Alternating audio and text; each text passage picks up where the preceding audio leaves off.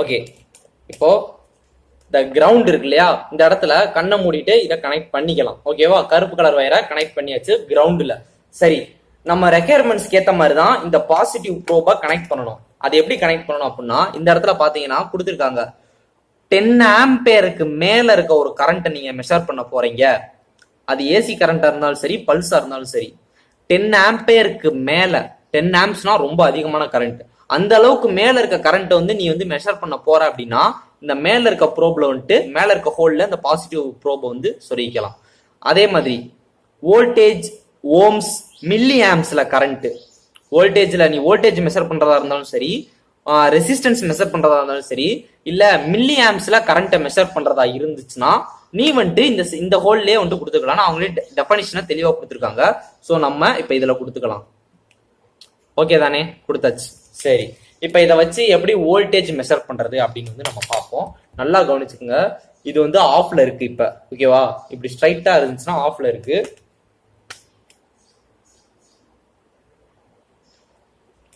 Okay, நான் அந்த கருப்பு கலர்ல ஒரு சின்ன கோடு போட்டிருக்கேன் பாத்தீங்களா, அதுதான் வந்துட்டு இண்டிகேட்டர்.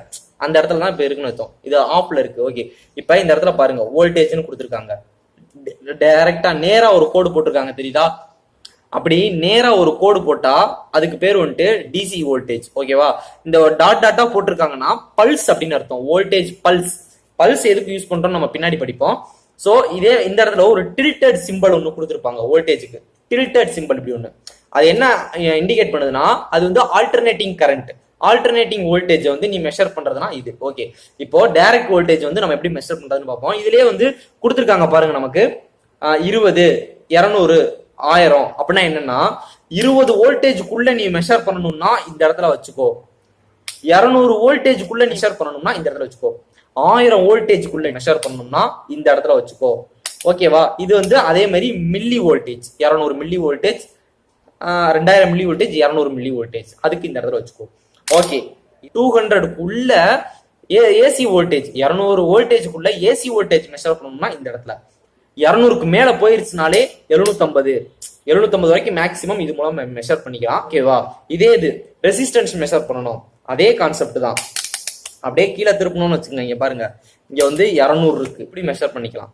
ஓகே, அதுக்கடுத்து ஒரு சர்க்கியூட்னா ஃபர்ஸ்ட் வந்துட்டு ஒரு கனெக்டிவிட்டி இருக்கணும். ஃபர்ஸ்ட் ஒரு ஃபால்ட் ஆயிருச்சு, எனக்கு வந்து நான் பண்ற சர்க்கியூட் வந்து ஒழுங்கா ஒர்க் ஆகலடா.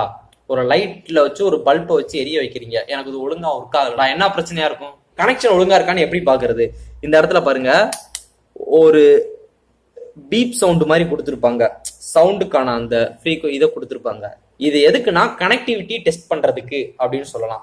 கனெக்டிவிட்டி எப்படி டெஸ்ட் பண்ணணும் உங்களுக்கு நான் டெஸ்ட் பண்ணி காமிக்கிறேன். இப்போ நான் இந்த பக்கத்துல வச்சுக்கிறேன் சவுண்டுக்காக. பாருங்க, இது ரெண்டும் ஒன்னா வச்சா கனெக்ஷன் இருக்குன்னு தானே அர்த்தம். சவுண்டு கேக்குதா? இப்படி கனெக்ஷன் இருக்கிற எல்லா இடத்துலயும் சவுண்டு கேட்கும். ஓகே, இது வந்துட்டு ஒரு சின்ன டிவைஸ், இது அதை பத்தி நமக்கு தேவையில்ல. ஆனா இப்ப இதுல தனித்தனியா ஹோல்ஸ் இருக்கா, இந்த தனித்தனியான ஹோல்ஸ் எல்லாம் நான் வைக்கிறேன், சவுண்டு வருதான்னு பார்ப்போம்.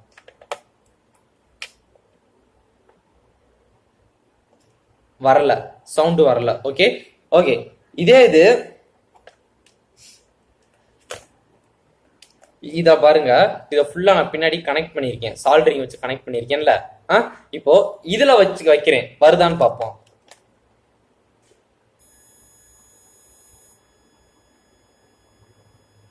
தெரியுதா? சோ இது ஃபுல்லா கனெக்டட். சோ அந்த கனெக்டர்ல இந்த எண்ட்லயும் இங்கேயும் நான் வைக்கிறேன், கனெக்ஷன் இருக்கு, அப்ப சவுண்டு வருது. ஆனா தனித்தனியா ஒவ்வொரு ஹோல்லையும் தனித்தனியா இருக்கு பாருங்க, இதுக்குள்ள வைக்கும் போது கனெக்ஷன் இல்ல, சவுண்டு வரல. சோ கனெக்டிவிட்டி வந்து இப்படிதான் நீங்க செக் பண்ணணும். இப்போ வோல்டேஜ் எப்படி செக் பண்றதுன்னு சாம்பிள் காட்டுறேன்.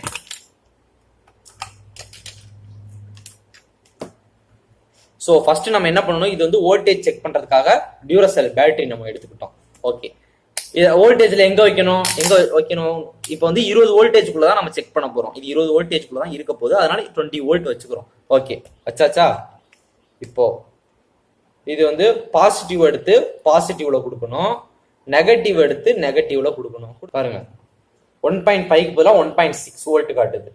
இது வந்து புது பேட்டரினால கொஞ்சம் பவர் அதிகமா இருக்கு. ஓகே, பாருங்க 1.6 வோல்ட் காட்டுது. ஸோ நமக்கு வோல்டேஜ் வந்து இப்படிதான் நம்ம மெஷர் பண்ணணும். எந்த பேட்டரினாலும் இப்படி 2 டெர்மினல்ல வச்சு நமக்கு எவ்வளவு தேவையோ அதுல வச்சுட்டோம்னா நமக்கான வோல்டேஜ் வந்து கிடைச்சிரும். ஓகே, இப்ப பிளஸுக்கு பதிலா மைனஸையும் மைனஸுக்கு பதிலா பிளஸையும் வைக்கிறேன்.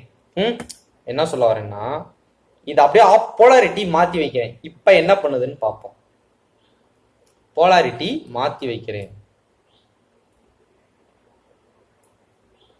இப்ப என்ன பண்ணுது?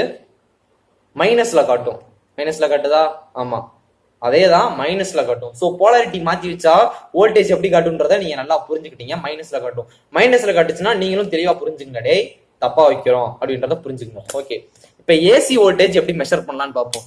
முன்னாடி சொன்ன மாதிரி 200 வோல்ட்டுக்குள்ள ஏசி இருந்துச்சுன்னா இதுல வைக்கணும். நமக்கு வீட்டுல எவ்வளவு கரண்ட் வரும்? 220 to 240 வோல்டேஜ் கரண்ட் வரும்னு நம்ம படிச்சிருக்கோம்ல. அப்ப 200க்கு மேல போகுது. 200க்கு மேல போச்சுன்னா தப்பு இல்ல, ஒருவேளை கம்மியாவே வந்தாலும். சோ 750 வோல்டேஜ்ல வச்சுக்கிறேன். இப்ப நான் இதை கொண்டு போய் வைக்கிறேன், என்ன நடக்குதுன்னு பார்ப்போம். இன்னொரு விஷயம் நீங்க நல்லா புரிஞ்சுக்கணும்.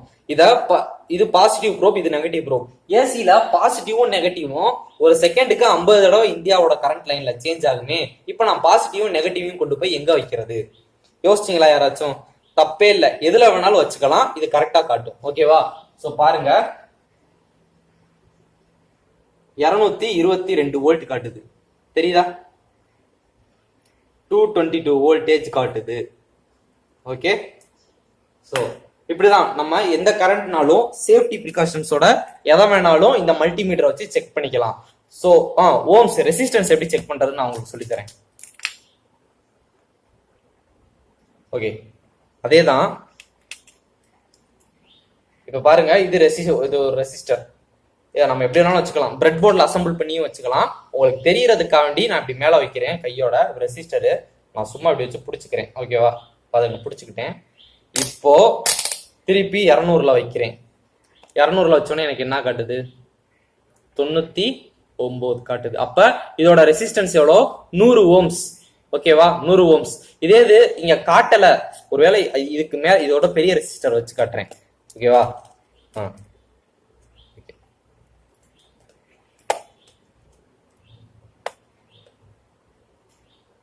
பெரிய ரெசிஸ்டர் வைக்கிறோம். இப்ப காட்டுதா? பெரிய ரெசிஸ்டர் வச்சா காட்டல.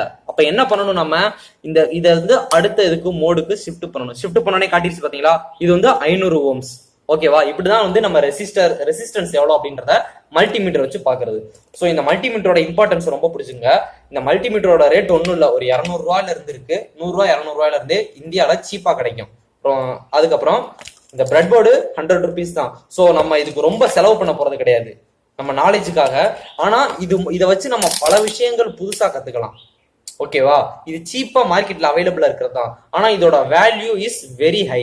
ஓகே ஓகே, இன்னொரு இன்ஸ்ட்ருமெண்ட், இதை வேற என்ன நம்ம ரோபோட்டிக்ஸ்ல யூஸ் பண்ணுவோம் அப்படின்றதெல்லாம் பார்க்கலாம். ஓகே, இது வந்து வயர் கட்டர். இது தெரியும் உங்களுக்கு, அது எப்படி வயர் கட் பண்ணணும்ட்டு. இதுல ஒரு சின்ன நுணுக்கம் என்ன அப்படின்னா,